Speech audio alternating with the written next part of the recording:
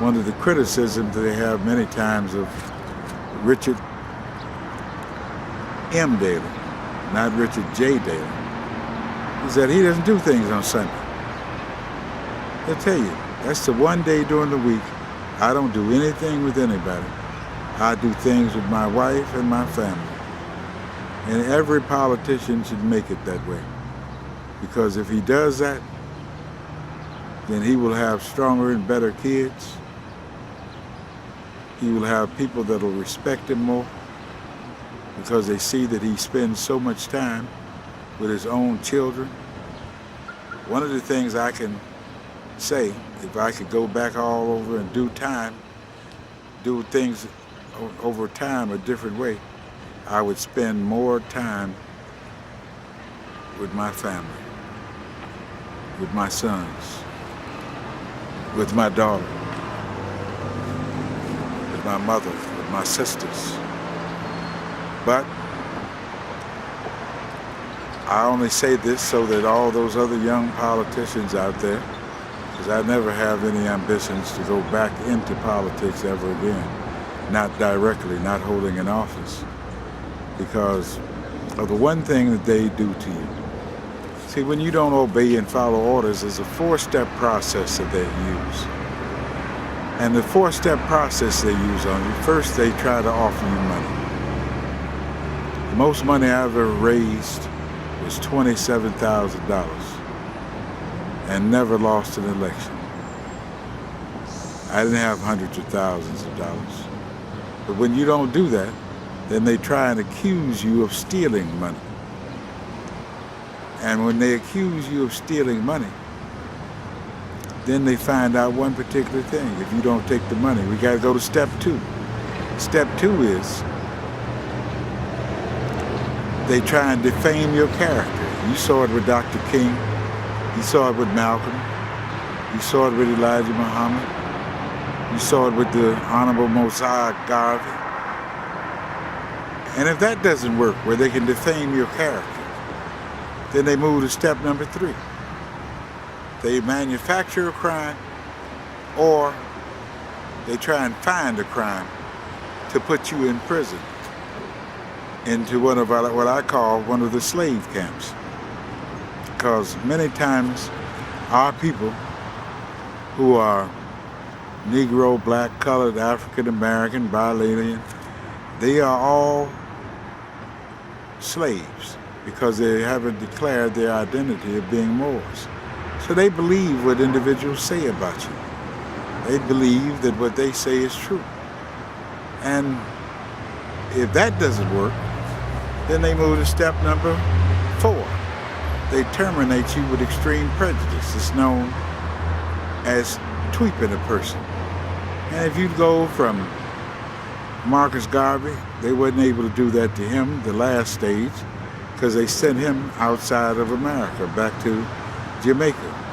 Then he ended up going back to England, but they had individuals working against him there, because the people were spitting on him on the street as he walked down the street.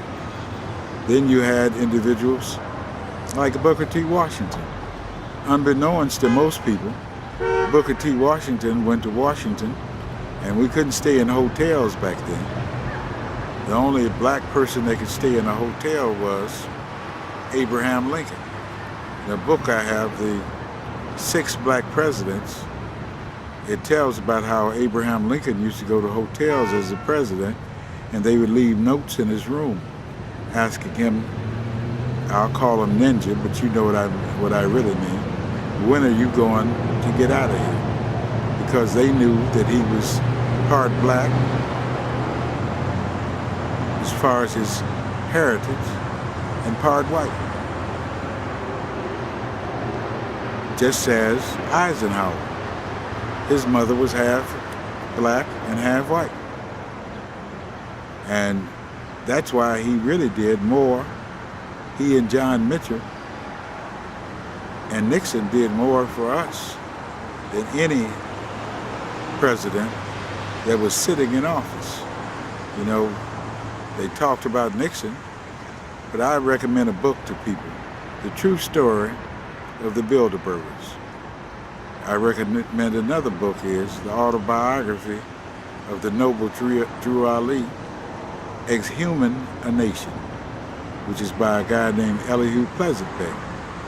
I suggest that you read those two books if you never read another book in your whole life. And you can get the Seven Seals publication, publicizes the noble Drew Ali book, and you can get the other book from the underground bookstore. But I suggest that you read those two books because those two books will open your eyes so wide.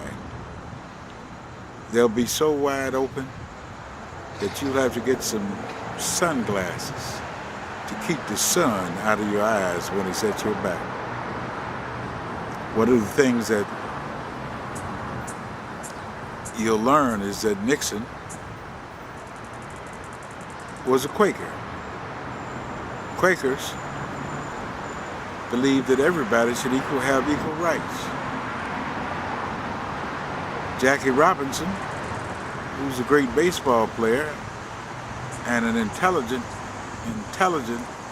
Moor, known as at that time as a so-called Negro, he supported Nixon because Nixon was not like the Kennedys. The Kennedys voted against every single civil rights bill in Washington when they were there in the House and the Senate. Then you also had something else that took place. The Kennedys, Johnson, they all voted against those bills.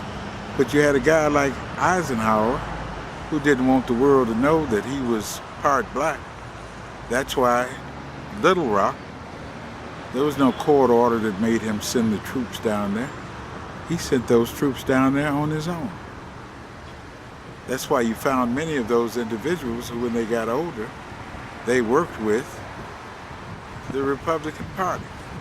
Even though today's Republican Party is a totally different Republican Party that was taken over by the Southern Dixiecrats. Now, I had recommended another book by a guy named Bartlett, and the title of the book is Wrong on Race.